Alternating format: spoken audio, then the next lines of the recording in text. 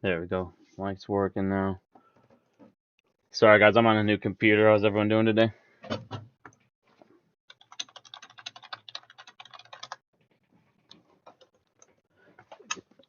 Give me like 2 minutes to set up, everyone. I'll be right back. Give me like 2 minutes. Yeah, make sure audio's good. Give me about 2 minutes, guys. I'll be right back. You don't have any sound?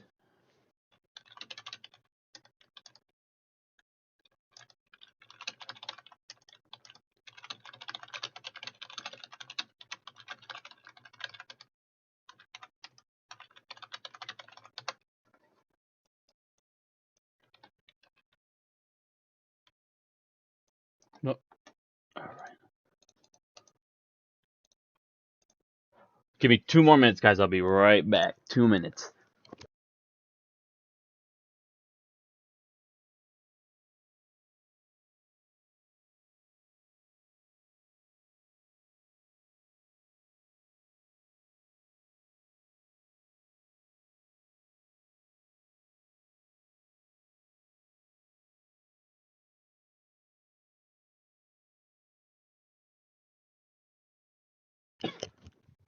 Alrighty. First thing we're going to talk about today is going to be 003. A lot of people, this just went live today. Like we always say, timing is everything. So we're going to go over why this went live, what it means. There's a lot of crazy stuff happening. Just going to let everyone know on Twitter we're live quick.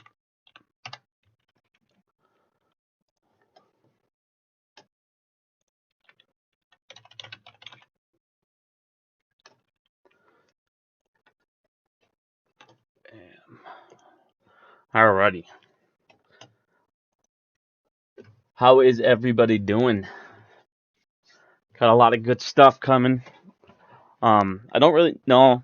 See, a lot of people are already misunderstanding this rule quite a bit, actually. We're going to go over this. It definitely did not need to happen for a MOAS to happen, and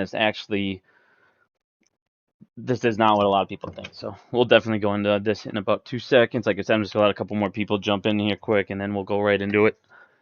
But after I talked to Peter, like I said, this definitely was not needed for a MOAS. This isn't. A lot of people think that this is the same pawn shop rule that it was before, and it's a completely different rule, guys. This is not 010.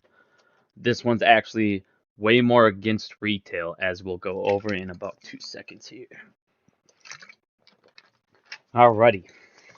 So let's go right into 003, what it means, and let's get into the filing here.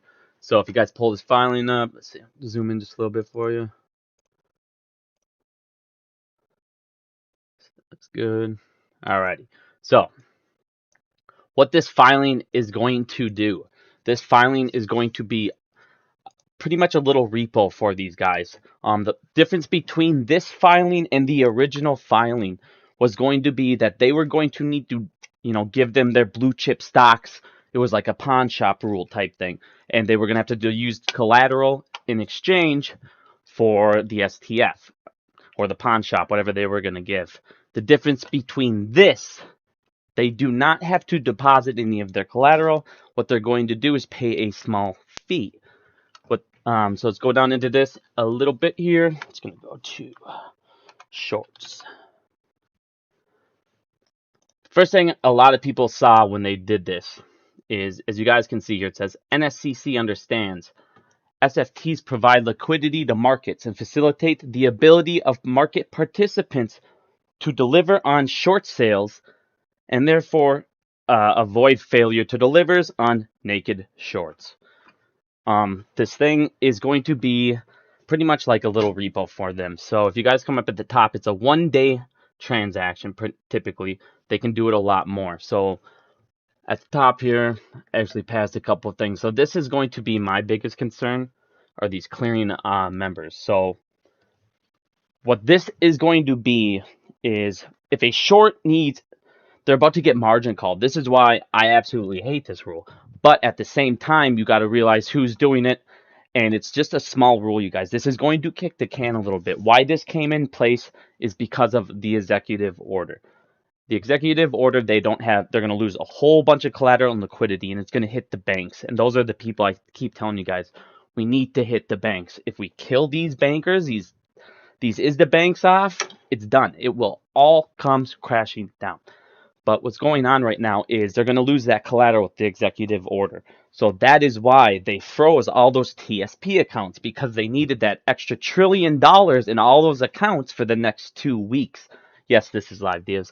For the next 2 weeks, they need that collateral frozen because, like I said, this would have came crashing down, you guys. Right now, this whole thing would have collapsed if this all didn't happen. They're literally running out of options. They're running out of liquidity. So what they needed to do was make a new pool of liquidity for these shorts because, like I said, this stuff is out of control. On top of that, you got the CAT system coming fully live here in July, and that's their auditing system. So there's not going to be any more of this shuffle this around, shuffle that around type crap. They're going to be able to track everything. So right now, what this is going to happen, so I made a video, but I'll show you what this is. So what this is going to be is an STF. They're going to be the NSCC. What they're going to do is go to what we call sponsoring members. Now, these sponsoring members, one second here, are going to be made up of, where is it? Actually, let me just write this, fuck it. Alrighty. So what this is going to be involved in are the sponsorships. This is their way, you guys, to not only kick the can down the road, but kind of pass a little bit of the, the risk on to, guess who? Our pension plans, sovereign wealth funds, institutional firms. So this is going, when we watch The Big Short, you guys all remember Brad Pitt, and this is what sucks, is when we win, somebody's got to lose. But the problem is these pieces of trash, worthless 1%, they're not going to take the entire hit themselves. So what are they going to do? They're going to kind of do this crap and kind of put a little risk in other places just in case. So what this is going to do is these FTFs are going to go to people that are pension plans, sovereign wealth funds, institutional firms. They're going to be able to borrow, as you can see, transferring these temporarily to a borrower, typically a hedge fund, and they can also be custodial banks. But what they're going to do is now basically use that to show that they can cover their shorts for that position when they're going to get margin called. So this is a massive way to stop a whole bunch of margin calls, is the way I'm looking at this, to be honest with you. Now, if you come down here, there's this one place where it talks about fire sale risk. This is basically all about moving around watches. In addition to creating capital opportunities for market participants, NSCC believes the broadening the scope of the central clearing net would reduce the potential for market disruptions from fire sales. So what this is trying to do is lower, in case they're about, mass sell-offs, mass crashes. It's just another CNS program. A lot of people are commenting on this thing, and I don't understand, because if you guys come down here, look at this. The one thing I talk about more than anything with you guys is the DTCC and how the banks are fucking us an insane amount, you guys. And they're doing it through this continuous net settlement program. This think about the name. It literally says continuous net settlement, which means an unlimited amount. Now, if you guys watch into this, you can see certain things with this benefits. One of the biggest benefits here, if you come down, where is it? Hold on. It's about market makers. Here you go. Here you go.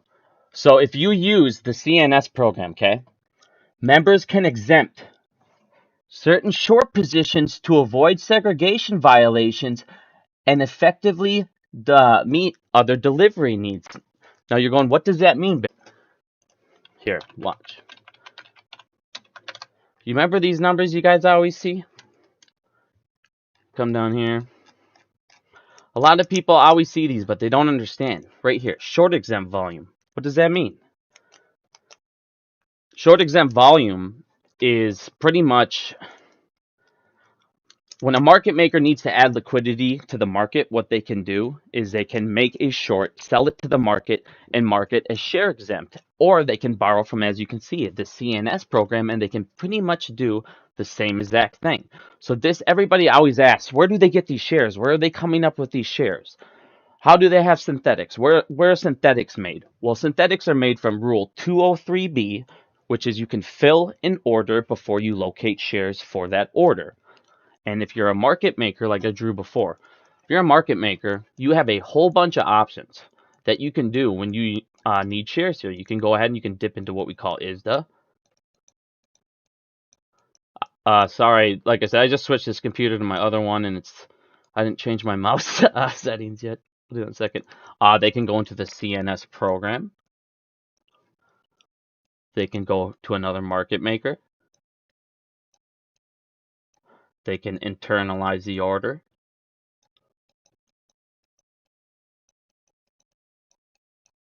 Sorry, this looks so awful. They can internalize the order. They can use an ATS. They can use a dark pool. They can go lit exchange.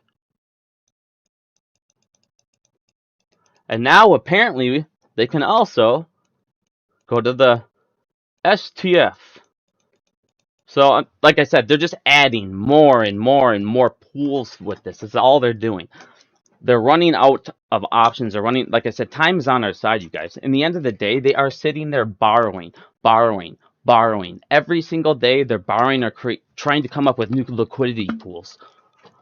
Sorry, that illustration was super beautiful there. But if you guys come and look at this, like I said, this SFT, so what this is going to be, it's like a reverse repo for these guys. It's another pool to negate this executive order, because this executive order was going to fuck them up.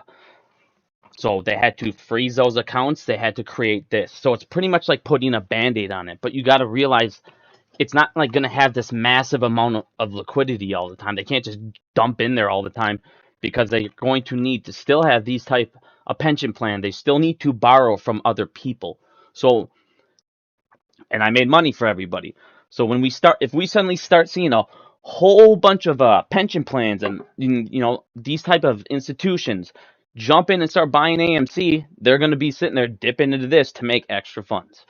So I don't understand why a lot of people think this is the best thing ever and why they think that this was needed for MOAS in any way, shape, or form. Second here. My mic needs to turn it down a little bit. Turn it down. Alright, is that better? Hopefully that's a little better there.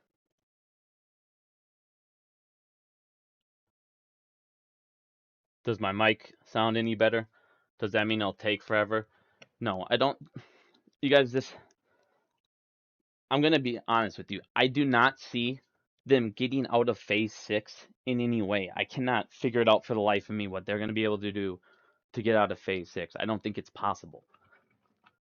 The whole reason right now, so when we see this stuff, make a new little thing. The problem with what's going on with this movement is you have 3 markets. You have the derivatives, OTC, and then the stock market.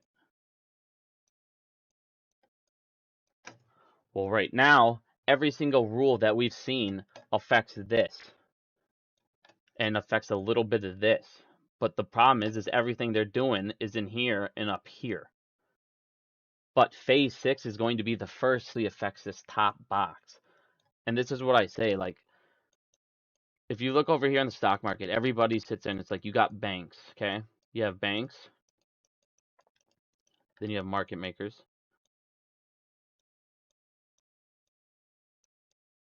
then you have family offices, then you're going to have hedge funds, okay? Then you got brokers,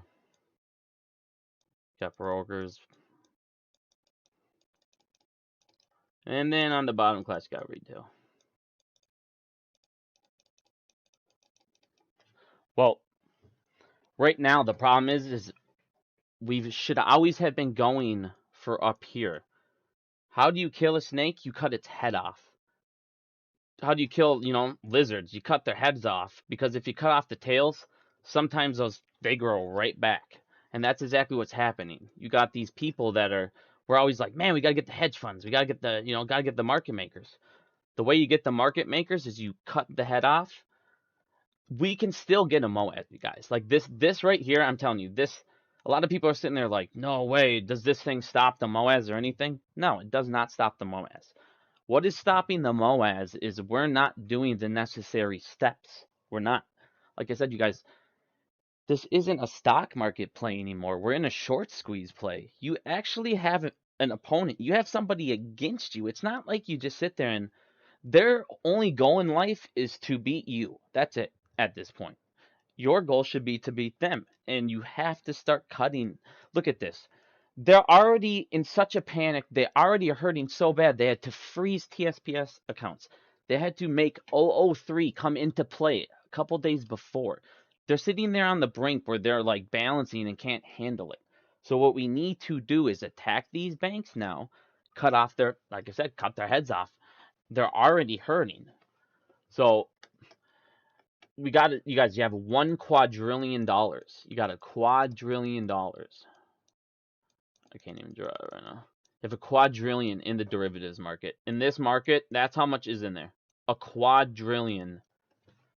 Think of how much a $1 quadrillion does. Pickens, does this mean the MOAS won't be triggered by the executive order? No, the MOAS was never going to be triggered by the executive order. It was going to make it run up again, but it wasn't going to be the thing to do to finish them off. That's why they froze all that stuff, the TSP accounts, and why they made this rule. They were always going to have a plan. They knew it was coming. See, that's the thing, you guys. Everybody was like, you guys didn't think they had a plan for this? They've known about it for a year. Exactly. They knew about it for a year. Here's their plan.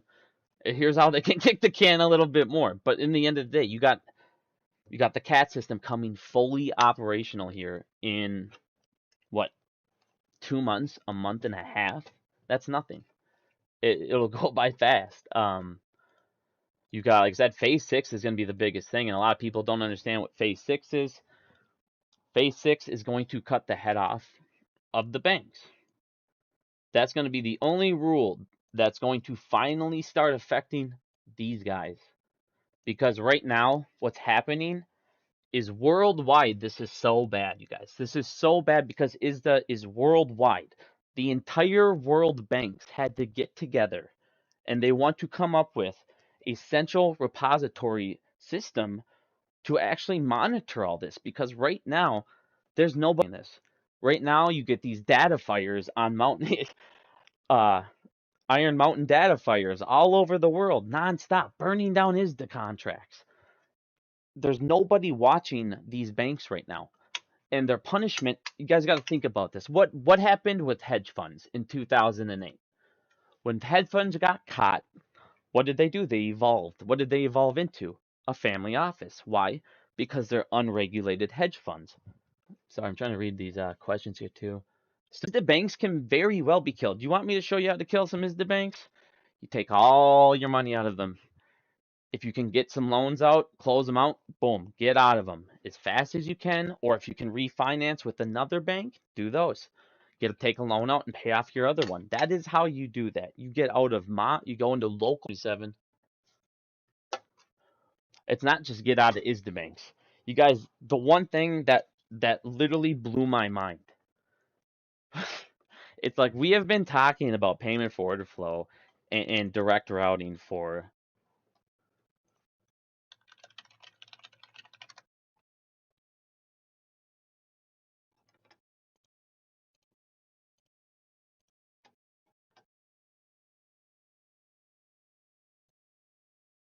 Am I lagging here? What's going on?